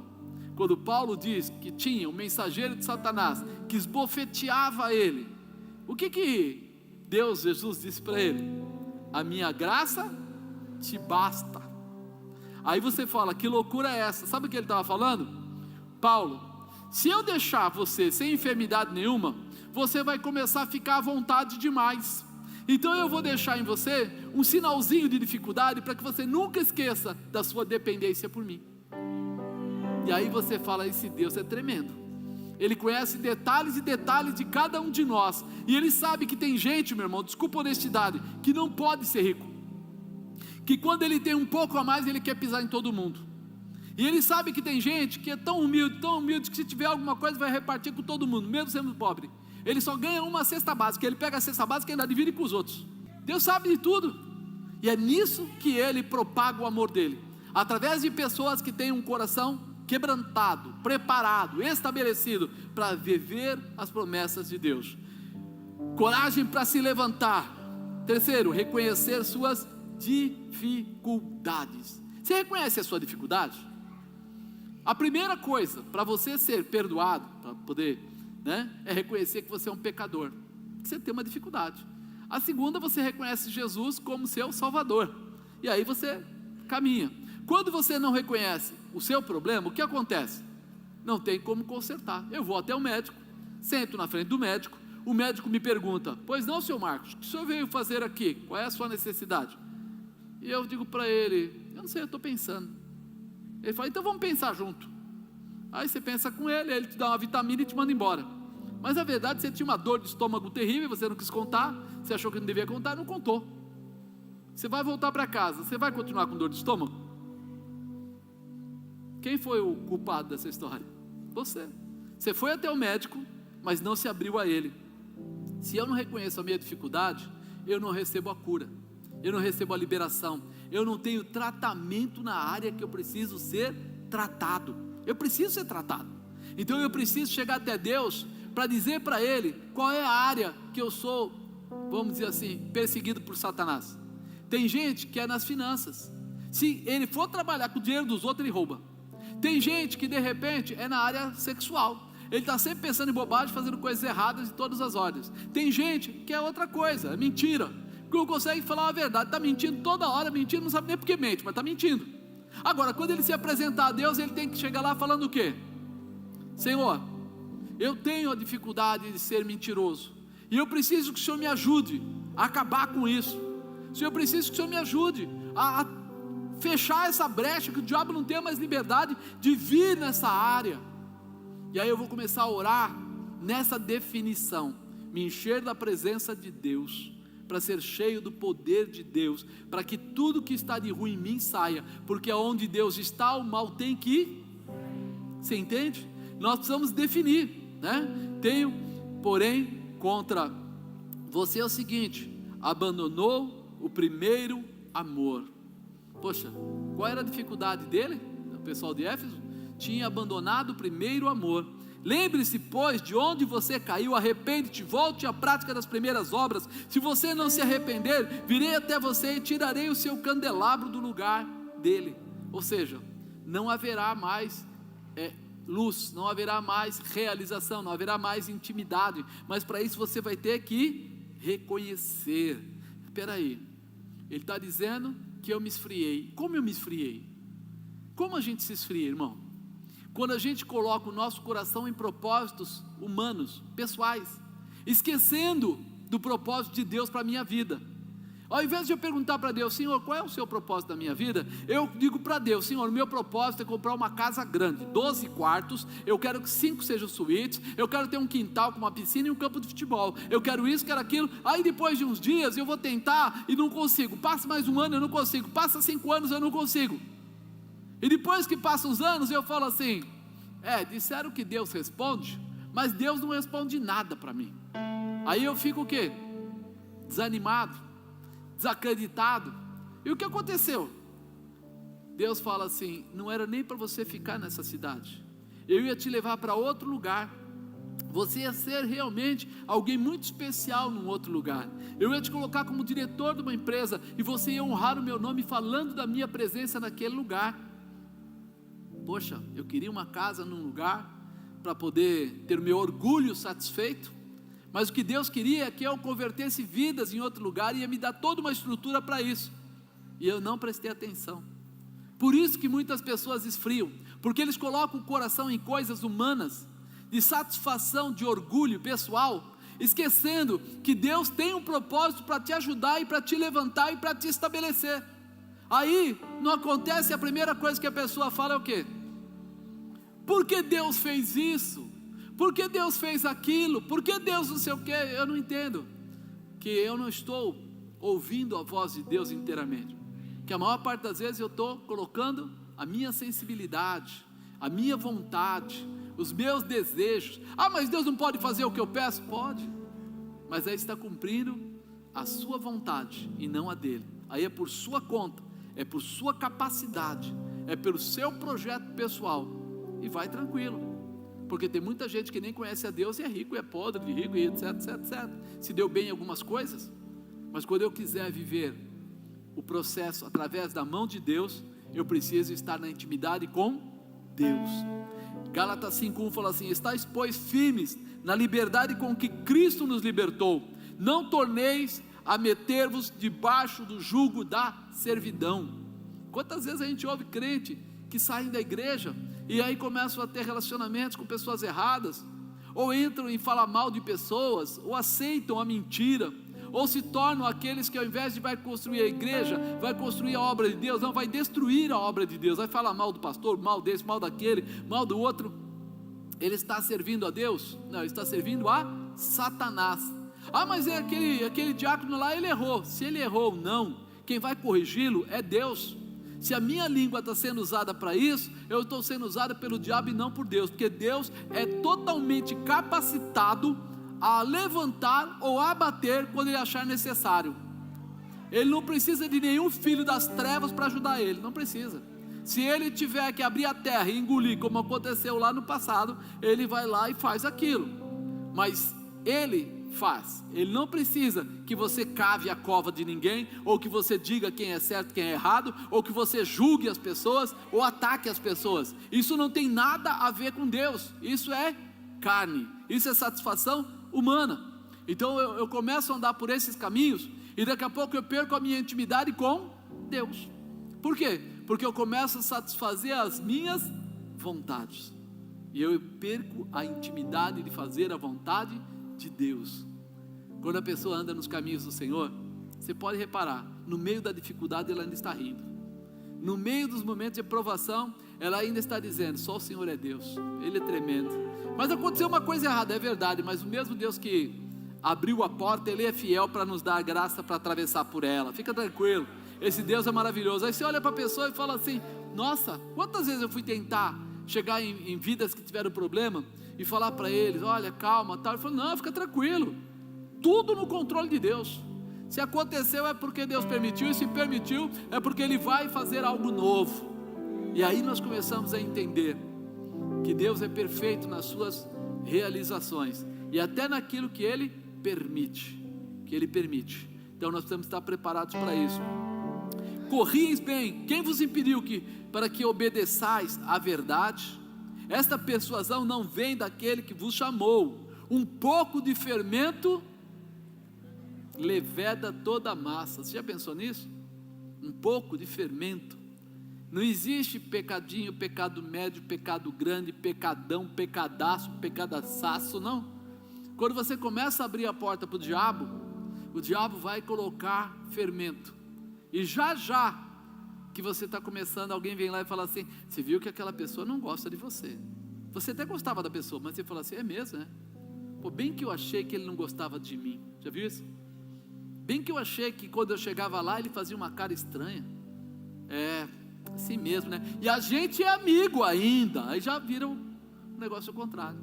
E se você começar a perceber isso, você vai permitir que o diabo comece a roubar a tua paz, através de coisas que não devem acontecer. Um pouco só de fermento. Não, eu só vou pegar hoje o dinheiro do caixa. Não, eu só vou aceitar hoje tirar aquilo. Não, a pessoa me emprestou lá uma jaqueta, estava um frio, mas eu vou fazer o seguinte: vou fazer de morto, vou ficar com a jaqueta dele para sempre. É normal, não é? Eu vejo isso acontecer muito no meio dos crentes. A pessoa pegou uma roupa emprestada e nunca mais devolveu. É certo? É certo ou não? Não é certo? Então devolve, irmão, por favor. Brincadeira. Mas isso é uma realidade. A gente começa a entrar em certas situações. Eu pego dinheiro emprestado. Teve uma época que eu cheguei a proibir obreiro de pegar dinheiro emprestado dos outros. É verdade. Aí, apóstolo, o senhor é louco? Não, irmão, sabe por quê? Porque na hora de pedir dinheiro emprestado e a pessoa emprestar, eles conversavam entre eles, mas depois que não pagava, eles iam falar comigo: apóstolo, eu queria dizer que o senhor tem um problema no meio dos seus obreiros. Qual é o problema? Não estou sabendo. O teu obreiro tal, ele veio aqui, ele pediu um dinheiro e tal, não sei o que, e ele não pagou. E eu fui cobrar ele e ele falou assim: eu não tenho, você quer que eu faça o quê? Então eu quero que o senhor vá lá cobrar ele. O que você acha? Eu falei: querido, se quando vocês fizeram o negócio eu não estava, continua eu não estando. Porque se perguntasse para mim eu ia dizer: ele não tem recurso. Se você está emprestando, a bispa costuma dizer isso, quando você emprestar dinheiro para uma pessoa que não tem dinheiro, saiba que você está dando. Não fica desesperadinho para cobrar, porque a pessoa não tem. Se você está sabendo que ele não tem, vai ficar agora reclamando? Então, se ele pediu para você e você deu, sabendo que ele está desempregado, sabendo que ele não tem recurso, que ele está passando apertado, já coloca no seu coração: esse dinheiro não vai voltar. E aí fica tranquilo, porque se ele não voltar, você está em paz, sim ou não? Então nós ministramos muitos obreiros assim: calma, mas veja bem, não vejo nada. Vejo nada, porque nós precisamos estar prontos a entender que um pouco de fermento leveda toda a massa. Muitas vezes você não entende que nós precisamos ser sim, sim, não, não. Tudo que for diferente disso é o quê? Você entende o que é isso? Nós temos um posicionamento com Deus, e vamos viver esse posicionamento, vamos ser testemunho disso. Digo, porém, andai em espírito, e não cumprireis a concupiscência da carne, porque a carne cobiça contra o espírito, e o espírito contra a carne. Este opõe-se um ao outro, para que não façais o que quereis, porque as obras da carne são manifestas, as quais são. Ele quer dizer assim: se você deixar a tua carne à vontade, ela vai querer fazer o que o mundo ensina: beber, mentir, roubar, prostituir, adulterar, porque isso satisfaz a carne. Mas quando você alimentar o teu espírito, então você vai começar a andar pelas coisas do espírito, você vai se alegrar com isso, você vai buscar nisso, você vai clamar por isso, vai mudar. Diz que a nossa boca fala que o nosso coração está. Então do que é que você tem que se encher? De Deus, do Espírito Santo. Por quê? Porque quando vier a dificuldade eu estou cheio para fazer o que for necessário.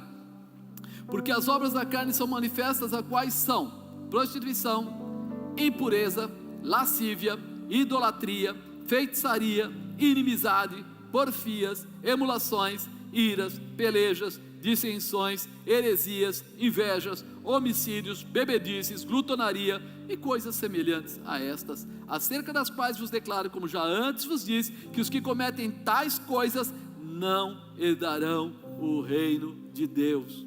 Quem disse isso? Paulo escreveu aqui segundo o que ele recebeu de Deus através do Espírito Santo.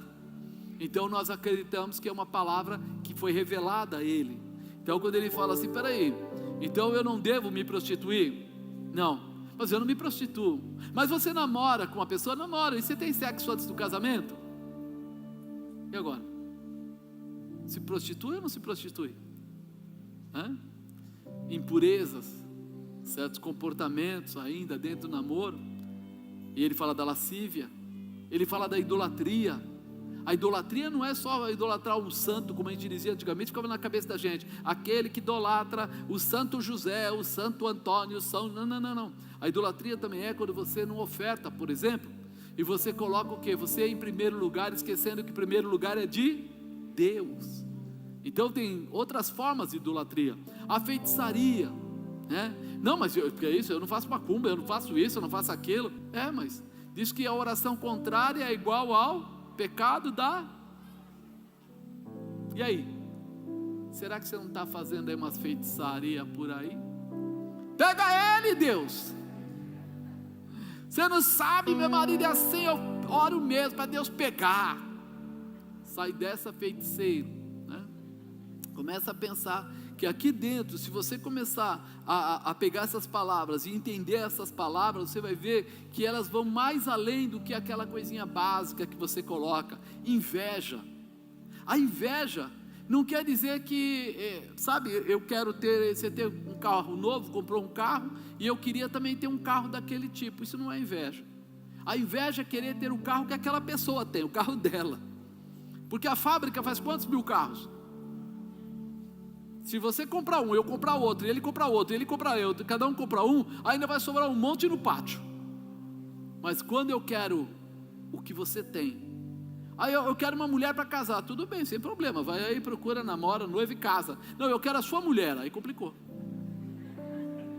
Entendeu? Aí complica. Por quê? Porque você está se metendo aonde não é o seu lugar. Você está transpassando os limites. Então a inveja é algo complicado. Jacó, ele tinha as suas dificuldades, mas um dia ele teve que tomar uma atitude. Lembra do Val de Jaboque? Ele teve que abandonar, deixou tudo que ele tinha para trás e foi ter um encontro com Deus. Ele tinha que fazer o quê? Se posicionar, reconhecer as suas dificuldades. Ele foi lá para dizer para Deus que ele agora queria ser abençoado. E o ser abençoado requeriria dele mudança total de comportamento. Não mais enrolador, não mais tal, nada daquilo. E ele aceita, e ele peleja, e ele sai de lá transformado, mudado, porque ele queria mudança. Então quando você souber quem você é, talvez você vai ter que lutar contra você mesmo, mas você vai vencer, porque Deus vai te ajudar, Deus vai te dar graça, tá bom? Quarto, perseverar na sua fé. Mas você tem ao seu favor o fato que odeia as obras dos nicolaítas, os quais eu também odeio. Ele falou assim: olha, você tem coisas boas, você não gosta lá das obras dos nicolaítas, e eu também odeio. Nós precisamos estar convictos que somos cristãos. Como que quer dizer isso? O cristão, ele sabe bem o que ele deve fazer e o que ele não deve fazer. Ele não precisa de ninguém ficar lá, está errado, volta para o caminho. Por quê? Porque ele lê Bíblia.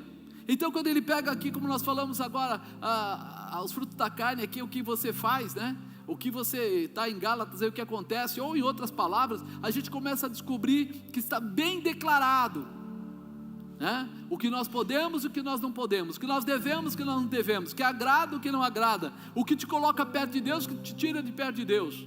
Então eu preciso lutar contra mim mesmo para vencer essa situação, porque eu sou cristão.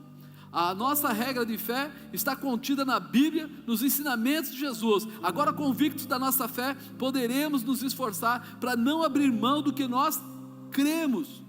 Nós temos que ter esse posicionamento. Esse versículo fala de algo que era comum entre a igreja de Coríntios, né? Era comum, eles eram como Jesus como eles tinham a mesma visão, e Jesus se agradou muito de saber que eles eram contra os nicolaítas, tinham um comportamento. Mas espera aí, quem eram os nicolaítas? Você já se perguntou quem eram esses caras? Aí os nicolaítas eram agentes propagadores da imoralidade, da idolatria entre os primeiros cristãos. Entre os primeiros cristãos, eles estavam no meio deles, mas eles estavam propagando a imoralidade e a idolatria. Mas espera aí, como é que eles podiam estar junto com os cristãos com um comportamento desses? Lembra que ele falou agora dos falsos mestres, que eles eram contra? Nós também precisamos ficar atentos. Por quê? Se começarem a entrar palavras enganosas, que você pode, eu até brinquei de manhã, falei assim: olha, alguém um dia, ele antes de se converter, tinha um casamento lá todo errado, uma vida toda errada, e ele se separou da pessoa. E aí ele separou, a pessoa foi viver com outra pessoa, e ele foi também andando, e aí ele se converteu. Tudo se fez novo, ele aceitou a Jesus, começou a andar direitinho, a pessoa que ele tinha antes foi embora, e ele casa com uma nova pessoa e começa uma vida nova com essa nova pessoa, agora seguindo a Jesus, sendo fiel. E aí fala: puxa, que legal, nivelou. Mas aí vem um outro crente e olha para essa situação e diz assim: não, eu sou crente desde 15 anos de idade, eu tenho uma mulher, mas eu tenho uma vizinha que eu gosto mais do que a minha mulher, então eu vou separar dessa mulher, vou casar de novo, e tudo vai se fazer novo. O que você acha disso? Nota 10? Você entende? As pessoas precisam entender que às vezes no meio dos próprios crentes vão aparecer alguns que têm a visão dos nicolaítas. Espera aí, agora meu irmão, aquele não conhecia a palavra de Deus, nem vivia o favor de Cristo. Você vive, você sabe o que é, você conhece a verdade. A Bíblia diz: conhecereis a verdade, e a verdade vos libertará.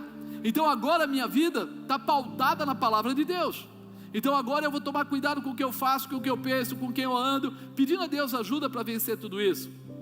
E aí eu começo a entender. Alguns estudiosos entendem que se tratava dos discípulos de Nicolau de Antioquia. Nicolau pregava a libertinagem cristã e ignorava o corpo físico como templo do Espírito.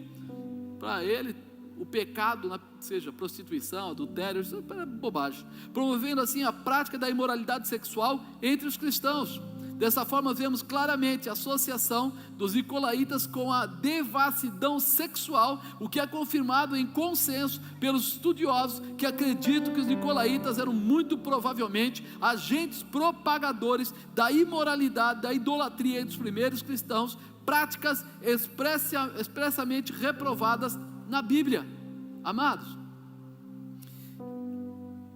a gente olha para isso e fica uma palavra meio pesada, né? Devassidão, ignorava o corpo físico como o templo espiritual, e a gente olha para isso e fala, cara, que safado, ele estava propagando a imoralidade, a idolatria. Mas isso acontece nos dias de hoje. Quantas pessoas namoram, cristãos, membros de igreja, e têm sexo antes do casamento? Quantas pessoas, apesar de namorar, mas saem aí, vão, né, em alguns lugares, vão em festas, vão em coisas aí, bailes, funks e etc, e chega lá e acabam tendo contato com outros tipos de coisa, devassidão e etc. E aí eu poderia citar aqui um monte de coisa nesse sentido. E aí você fala assim, nossa, ainda existem nicolaítas investidos, colocados no meio das igrejas. Ainda existem pessoas que têm comportamentos inadequados dentro das igrejas. Ainda existem pessoas que quando estão na igreja, vieram para olhar a irmãzinha, vieram para olhar a moça que dança, vieram para ficar amigo do obreiro, com interesse no obreiro. Ainda existe. E aí você fala assim, mas espera aí, isso daí não é coisa lá da época de Jesus? Não, esse é o ser humano. A natureza humana é má, por isso nós temos que vigiar e orar, para que a gente não caia em tentação, porque muita gente vai tentar empurrar essas coisas para cima de você, e você vai ter que dizer, não é dessa maneira. Mas como eu entendo isso? Está escrito em 1 Coríntios, no capítulo 6, no versículo 9 em diante, olha o que está escrito: não sabeis que os injustos não hão de herdar o reino de Deus? Não sabeis que os injustos não hão de herdar o reino de Deus? Não erreis, nem os devassos, nem os idólatras, nem os adúlteros, nem os efeminados, nem os sodomitas, nem os ladrões, nem os avarentos, nem os bêbados, nem os maldizentes, nem os roubadores herdarão o reino de Deus. Quando eu ouço isso fala tão forte, né? Por quê? Porque hoje tem um grupo de pessoas pregando aí na internet, em vários lugares, dizendo assim, não, pela graça sois salvos, e uma vez salvo, eternamente salvo. Sim, desde que eu siga a santificação, sem a qual ninguém verá a Deus. Eu preciso me posicionar, porque caso contrário, eu serei levado a ficar dentro da igreja, mas o dia que vamos dizer que Jesus vier buscar a sua igreja, eu posso ouvir uma palavra meia pesada para mim: apartai-vos de mim, vós que praticais a iniquidade. E quando ele fala iniquidade, é como se ele dissesse assim: você conhece o que está fazendo.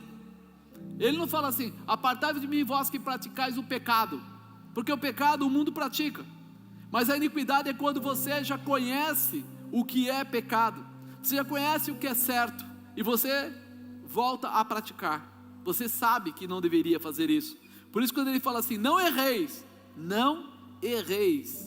quer dizer, não fique dúvida no seu coração, nem os devassos, nem os idólatras, nem os adúlteros, nem os efeminados. Por isso que fica a briga, né? Eles queriam até que tirasse essa página da Bíblia, né? Teve gente aí defendendo, porque o pessoal LGBT fala assim, peraí, aqui está nem os efeminados, nem os sodomitas, que tem relacionamento entre homens e homens, nem os ladrões, os avarentos, os bêbados. Teve gente que quis discutir assim, estão colocando os efeminados na mesma posição, como se ele fosse bêbado, ladrão, maldizente. Aqui o Senhor não está comparando pessoas, o Senhor está comparando pecados. Ele não está falando das pessoas, e é isso que é errado. Nós não falamos de pessoas, nós falamos de situações, pecados. O que nos leva para o inferno não são a pessoa. Deus criou o ser humano. O ser humano foi criado para dominar sobre a terra. O ser humano foi criado para ser abençoado.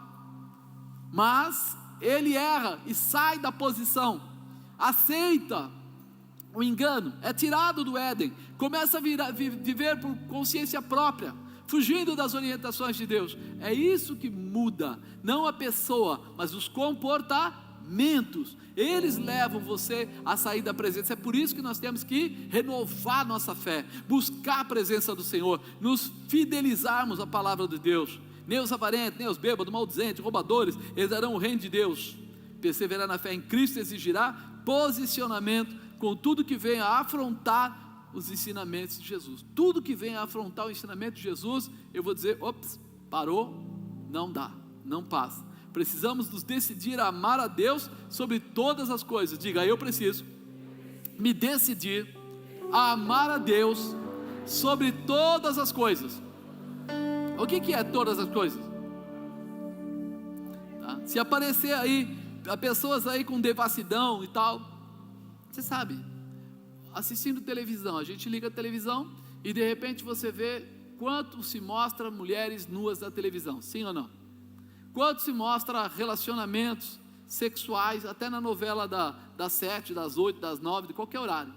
Quantos filmes tem pornografia? No meio do filme está escrito lá assim, para 12 anos. E aí no meio do filme, alguém aparece sem roupa nenhuma com alguém. Aquilo tudo vai embutindo na cabeça do ser humano, vai trabalhando na cabeça do ser humano. Você vai aceitando aquilo como normal. De repente você está assistindo, seu filho está de um lado, sua filha está do outro. Você está assistindo, aparece aquela imagem. Até você pegar o controle remoto, já acasalou. E aí? Aí você tenta mudar o canal, mas você não sabia que ia ter aquela cena. E aí você muda o canal, mas já não tem mais nada a ver, mas ele já viu. E tudo que fica gravado na mente humana não se apaga mais. Você pode até colocar outras coisas e aquilo vai, como diz, para uma gaveta lá de trás. Mas todas as vezes que aparecer coisas similares, vai trazer aquela mensagem de volta e vai atuar por comparação. É assim que a mente humana funciona, por comparação. Então veja, o risco que nós corremos diariamente em colocar na nossa mente a devassidão, a idolatria, né? O adultério. Você reparou que normalmente novela é um tal de alguém trai alguém, né? Sempre tem alguém traindo alguém. É difícil uma novela que não se traia, né? Até mesmo em programas aí tem coisas assim, avarento e sodomitas, ladrões. As propagandas hoje estão, você reparou como é que estão as propagandas? Alguém viu a propaganda do WhatsApp? Ninguém viu? Aparece um filho dizendo, porque agora você pode mandar dinheiro pelo WhatsApp. Então aparece o filho dizendo, pai, estou mandando um dinheiro para o senhor, R$120, né? Aí você fala, puxa vida, que coração bom, o filho mandando dinheiro para o pai. Aí ele completa a frase, para que sua casa nova, para que o senhor e o seu namorado comprem algo para a sua casa. E aí aparece um outro senhor, já de idade também, os dois devem ter pelo menos, 60 e tantos anos. Eu pergunto para você, havia necessidade de falar para que o senhor e seu namorado comprem alguma coisa para vocês, para a casa de vocês? Aí é que você começa a perceber onde é que está a maldade. Aonde que está a maldade? Em colocar algo comum na mente humana.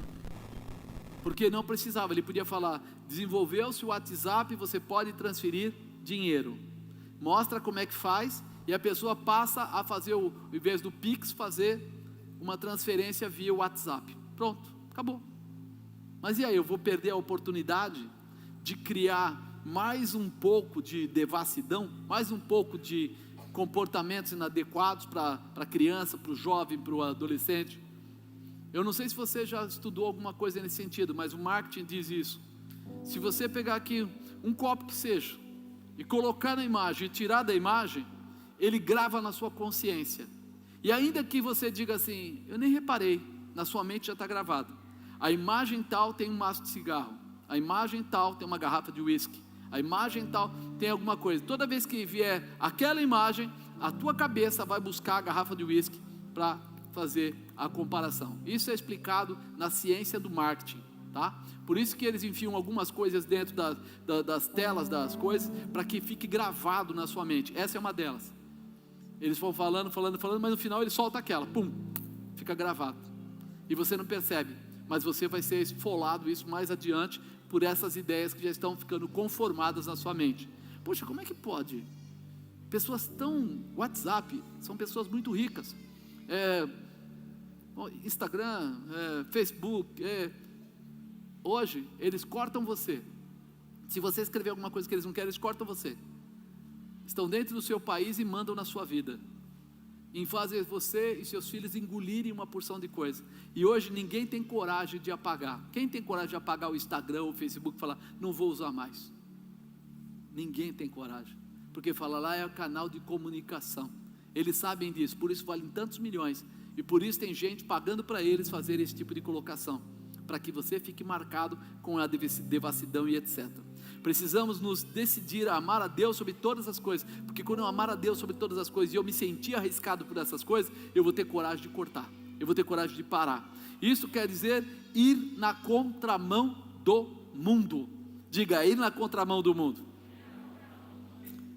Nós vamos chegar um momento que a gente vai ter que ter coragem para mudar algumas coisas, e vai exigir de você, irmão, porque senão seus filhos serão prejudicados. Você reparou que agora está vindo o homeschooling, né? É estudar em casa.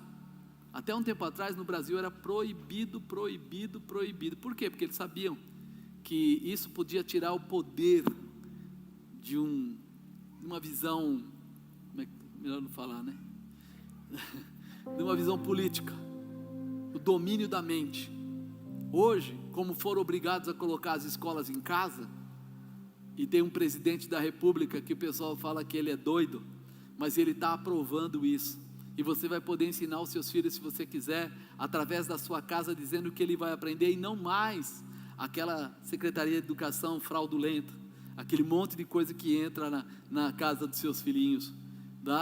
Eu quero falar sobre sexo, não vai ser mais assim, você que vai dizer o que ele vai aprender, e eles estão doidos com isso. Está uma briga tremenda. Se você não tivesse esse presidente da república que está aí, a nossa Damares e outros lá, isso já tinha caído fora, porque eles sabem que a partir do momento que você, como pai, tiver condição de ajudar a ensinar os seus filhos, dizer o que ele pode ou não pode receber, eita, aí muita podridão vai cair por terra, e você vai ter que estar preparado. Mas por que eu vou ter que ficar ensinando meu filho? Filho, isso aí já vem pronto. Você pode comprar pacotes e coisas, mas você vai avaliar o que você quer e o que você não quer que entre nele, porque o que é obrigatório não é o que estão ensinando para nossas crianças. O que é obrigatório é matemática, português, toda aquela parte que você conhece como estrutura de aprendizado, e não se ele vai ter sexualidade com o amiguinho, se ele vai ter, isso não é, mas é o que eles estão enfiando na escola e você nem está percebendo.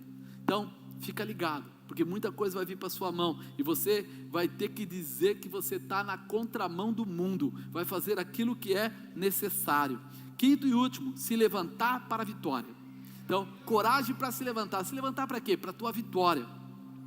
Sétimo, quem tem ouvidos, ouça que o Espírito diz às igrejas: ao vencedor darei o direito de se alimentar da árvore da vida, que se encontra no paraíso de Deus. Vou dar o direito a se alimentar da árvore da vida. Está onde? Eu posso pegar no país tal, na mão de não sei quem? Não. Está com Deus, e Ele dá a quem Ele quer. É aí que muda a história. Se a gente entendesse quem nós somos, se a igreja entendesse quem ela é, meu irmão, a gente não iria aceitar tudo que o pessoal faz com os cristãos. A gente não ia aceitar tudo que as pessoas colocam no jornal, na televisão, porque o que nós temos de poder, não poder físico, não é poder assim, eu vou lá e dou um tapa no cara, não, se você orar, o céu e a terra tremem, se você clamar, as portas se abrem, se você pedir a Deus, o Senhor começa a tirar coisas do caminho, e mudar pessoas, e ajudar. Só que ao invés disso, o pessoal começa a ter satisfações pessoais. Mas eu recebia da ONG um ajudazinho, um negocinho. Eu não quero a ajuda da ONG, eu quero ter o meu recurso, o meu salário, eu quero ser um funcionário, eu quero ter a minha casa, eu quero ter o meu padrão, e Deus te dá capacidade para tudo isso. te dá capacidade para tudo isso. Mas será que eu estou pedindo para Deus? Ou eu estou preocupado pedindo para o vereador, para o político lá? Eu quero ter o cartãozinho do Bolsa Família para ver se vai me ajudar. Ei, aquilo é obrigação deles, não é nada. Você vê que o presidente veio aí, deu bilhões de dinheiro para o povo. Ele sabe disso, é obrigação. Não dominar a mente, mas liberar ajuda. Não para todo o tempo, mas para as pessoas se levantarem e crescerem. Mas nós temos que entender, nós somos cristãos. Quem nos abençoa, quem nos guarda, quem nos prospera, quem nos fortalece, quem é? Por que eu vou ficar lá embaixo? Por que eu vou ser, de repente, cachorrinho de madame? Por que eu vou ficar? Não, eu vou clamar a Deus, as portas vão se abrir, as barreiras vão cair, os impedimentos vão sair, o nome do Senhor vai ser glorificado, e eu estarei disponível a ser uma ferramenta para mudar a vida das pessoas. Você vai ser uma ferramenta de mudança, você vai ser próspero, a bênção de Deus vai alcançar a sua vida.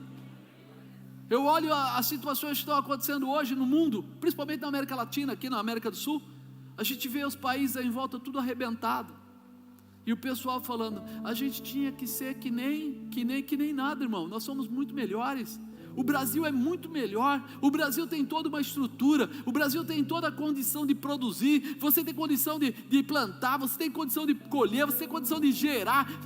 Outro dia eu falei com uma pessoa, o cara falou, a fábrica tal está parando por falta de matéria-prima, porque vendas tem. O que está acontecendo aí? Será que a gente não está percebendo que tem alguém que está travando as coisas para que o governo atual não cresça e a gente não possa ter recurso? Então nós precisamos orar para quê? Para que dê certo, para que esse governo consiga mesmo abrir as portas, para que haja muito emprego, para que as pessoas possam crescer, para que as pessoas possam se fundamentar em Jesus Cristo, e não ter dinheiro para fazer coisas erradas, mas para que o povo possa cuidar da sua família, possa ter o seu futuro, o seu projeto. Irmãos, Deus está te chamando para crescer, para vencer, para ir além. Eu não estou falando de partido político não, porque o Brasil não é partido político. O Brasil é um país. Você é o Brasil. Nós somos o Brasil. Nós temos a capacidade de gerar coisas tremendas. E nós estamos muitas vezes, peraí, o que eu faço agora? Agora você ora. Nossa luta não é contra a carne, não é contra o sangue, não é contra o pecado, mas é contra Satanás e toda a instituição que ele estabelece na terra para prejudicar as pessoas. Ame o pecador, mas abomine o pecado. Coloque isso nas suas orações. Ore pelo seu filho, ore pelo seu neto, ore pelo seu marido, ore pela sua esposa, ore pelos seus amigos, pelos seus funcionários. Ore para que Deus liberte eles de toda a cativez, para que eles possam viver essa promessa, e que a nossa nação possa crescer e abundar nessa promessa, tendo o melhor. Nunca te falte nada, que os teus filhos sejam prósperos, que a tua casa seja abençoada. Nós precisamos entender que Deus, outro dia uma pessoa ainda me falou isso, eu quase ri na cara dela, porque jovens estão indo para a faculdade aprendendo um monte de besteira, e ele falou assim, mas Jesus era comunista. Eu falei, seu analfabeto, vai estudar. O amor de Cristo por nós é uma referência de nunca te faltar nada, e de sempre te corrigir no que é necessário. Ele não vai negociar, enganar, manipular, nada disso. Ele vai te ensinar o que é certo. E nós precisamos, infelizmente, não deveria nem falar isso, mas as faculdades foram infestadas de mensagens tortas, e os jovens estão realmente passando por um constrangimento mental. E a gente que é mais velho, que já viu tudo isso, quem nasceu antes de 64, quem viu tudo o que aconteceu, eu posso, melhor não, deixa para lá. Se levantar para a vitória. Quem tem ouvidos, ouça o que o Espírito diz à igreja. Você sabe das dificuldades que o mundo lança contra todos os seres humanos, mas com certeza você sabe também que Deus é poderoso para te guardar e trazer a vitória ao seu tempo. Deus sabe a necessidade. Você viu quantas vezes o povo hebreu entrou em caminhos errados? Quem já leu o começo da Bíblia e viu isso? Alguém leu? Ninguém leu? Quantas vezes o povo desobedecia a Deus e eles eram levados cativos? Eles se voltavam para Deus e Deus derrubava todos os inimigos e colocava eles de pé. dava a eles prosperidade, realização, vitória. Você vai olhando na Bíblia e vai vendo, na época de Daniel, na época de Sadraque, Mesaque e Abednego, você vê que eles foram levados cativos. Por quê? Por causa deles? Não, porque o povo era desobediente. Mas mesmo no meio de tudo aquilo, Deus levantava aqueles homens, né, para fazerem a diferença naquele lugar. Daniel fez a diferença, Sadraque, Mesaque e Abednego fizeram a diferença. Quando a gente entender isso, a gente vai poder ler aqui Filipenses 4,13. Posso todas as coisas naquele que me fortalece. Diga, eu posso todas as coisas naquele que me fortalece. Lá em 1 João 4,4 fala assim: filhinhos, sois de Deus e já teres vencido, porque maior é o que está em vós do que o que está no mundo. Maior é aquele que está em você do que o que está por aí em governo, está aí em outros países e coisas do tipo. É terrível, mas essa é uma verdade. Romanos 8,31. Que diremos, pois, estas coisas? Se Deus é por nós, se Deus é por nós, quem será contra nós? Espera aí, mas Deus é por nós? Ele está buscando seus filhos, Ele está buscando aqueles que o amam em espírito e em verdade, não dando jeitinho, quebra galho, mutreta, não, verdade, aquilo que é palavra, seguindo os critérios da Bíblia. Salmo 23,1 fala assim: o Senhor é o meu pastor e Ele é o teu pastor, nada te faltará.